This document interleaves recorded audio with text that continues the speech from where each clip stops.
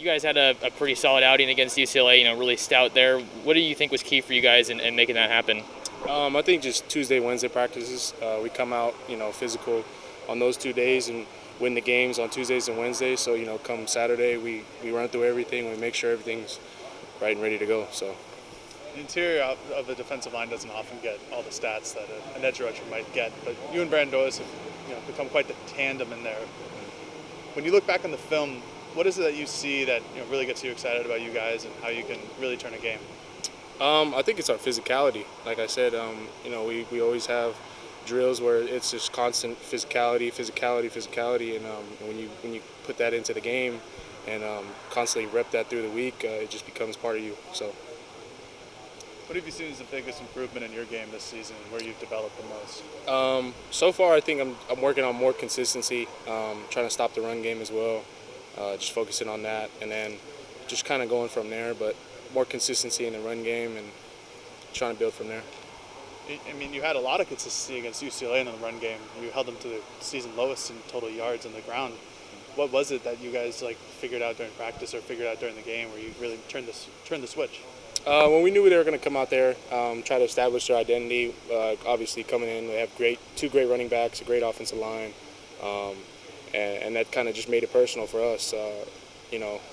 Like you said, our stuff doesn't really show up in the stat sheet, so just kind of coming out there and just making sure, showing everybody that our front seven is physical and stout when we're all in there together. So I think that was just main thing, was just coming out there and proving a point and showing everybody that we can really do this. The offensive line is similar to the defensive line, where you guys do a lot of rotations.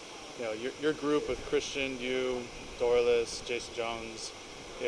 How does that help you guys stay active and stay just refreshed during the course of a game? Kind of like you said, it just keeps everybody fresh. Coach Joe wants us to go out there and give the hardest plays that we can, whether it's 2-3 plays. That's how many you give, and then rotate and let the next guy in. There you go. That's kind of our motto, is next man up. So whether someone goes down for real or someone needs a break, it's just next man up. Play your reps full speed, and if your time comes, someone else come in and someone else comes in, spills you. The pass rush really came together for you guys against UCLA. With you being an interior guy, maybe you don't get some of those sack, credits. But how did it feel to be in that rhythm? And why do you think it shook out that way for you guys? Just like I said, just the constant reps every day, Tuesdays and Wednesdays, and then Thursdays and Fridays where we go kind of slow everything down and not in pads. You go from full speed, physical, and then Thursday just focus on fundamentals and slow. And I think that's where a lot of things come into play, is we just slow everything down right before, and then Saturday comes this motion like poetry. So going off the pass rush, what's it like having Kayvon back on that line? It's great.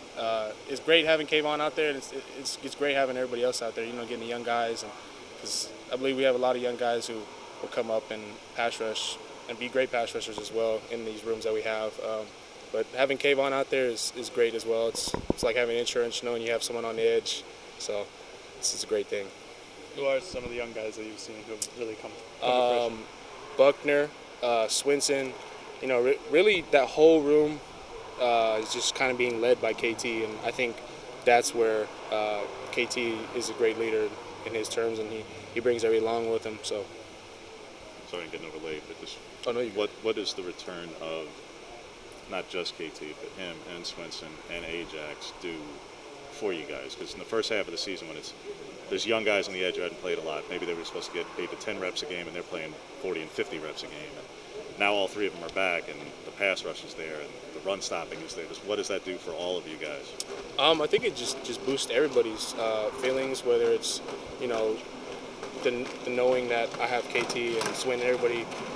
There's nothing wrong with the little guy or the young guys. It's just coming into their own, learning the plays and all that, and just getting used to the speed of college football. But having them back is definitely a great feeling. Just ready to go. What have you seen from Colorado's running backs in particular?